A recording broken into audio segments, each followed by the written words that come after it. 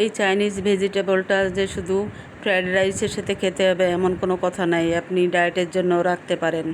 ভেজিটেবলটা যে এত মজা হয়েছিল যে আমার কাছে তো মনে হচ্ছে যে রেস্টুরেন্টের চাইতেও আমার কাছে মজা লেগেছে, ট্রাই করতে পারেন। প্রথমে আমি একটি হাঁড়িতে পানি ফুটতে দিলাম। পানিটা ফুটে আসলে আমি পেঁপে দিয়ে দিলাম, গাজর, বটবটি ও চিচিঙ্গা দিয়ে দিলাম। একটা বলক আসলেই আমি একটি ছাঁকনিতে ঢেলে নিব এবং ঠান্ডা পানি দিয়ে ধুয়ে নিব। ভেজিটেবল রান্না করার জন্য আমি একটি প্যানে কিছুটা তেল ও বাটার দিয়ে দিলাম। 1.5টার মতো রসুন কুচি দিয়ে দিলাম। রসুনটা একটু বাদামি হলে আমি চিংড়ি মাছ দিয়ে আমি একটু ভেজে নেব। একটু ভাজা হয়ে গেলে আমি 2 চামচের মতো সয়া সস দিয়ে দিলাম। 1 চামচের মতো আদা দিয়ে দিলাম। একটু নেড়ে চেড়ে আমি কিউব করে পেঁয়াজ কাটা দিয়ে দিলাম।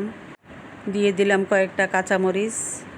এবার দিয়ে দেব সেই ভাপ দেওয়া সবজিটা দিয়ে একটু কিছুক্ষণ নেড়ে চেড়ে মিশিয়ে নেব। মেশানো হয়ে গেলে আমি 1 চামচের মতো লবণ দিয়ে দিলাম। 1 চামচ চিকেন পাউডার ও হাফ চামচের মতো গোলমরিচের গুঁড়া দিয়ে দিলাম। ক্যাপসিকাম দিয়ে দিলাম।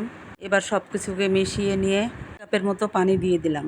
পানি দেওয়া হয়ে গেলে ঢাকনা খুলে রেখেই 5 মিনিটের মতো রান্না করব। 2 চামচ গুঁড়া দুধ দিয়ে দিলাম, এতে স্বাদ বাড়বে। 1 চামচ কর্নফ্লাওয়ার গুলে রেখেছিলাম, এটা দিয়ে দিলাম। চাইনিজ ভেজিটেবল সবসময় ঢাকনা খুলেই রান্না করতে হবে।